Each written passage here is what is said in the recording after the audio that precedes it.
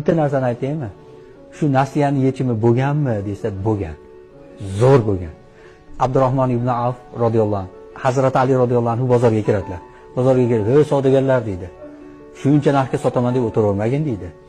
Arzonroq sotib, odamlarning hojatini chiqarib, pulini olgin, barakasini olgin deydilar. Abdurahmon ibn Avf bir kuni 1000 ta tuya sotdi. Qiziq joyi 1000 tuyani olgan narxiga sotdi. 1000 ta tuya sotib oldi.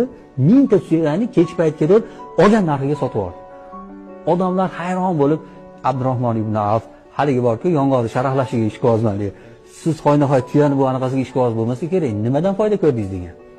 Desa, "Men tuyani sotib olayotgan paytimda" deydi. "Bitta shart kelishdi, sotayotgan paytimda" deydi. Tuyani olgan narximga sotaman, lekin arqamchisini olib qolaman deb shu bilan sotdim xolos" deydi. Keyin nima bo'ldi dedi? 1000 ta tuyani arg'amchisi 1 kumush tangadan ekan, 1000 kumush tanga topdi. 200 kumush tangaga zakot miqdori hisoblanadi. 5 ta zakot hisobini miqdorini bir kunda. Nimaga siz buni qildingiz? Ertaga qimmatroq sotmadingiz desa, ertagadir yem hashayni solishtirganimda deydi.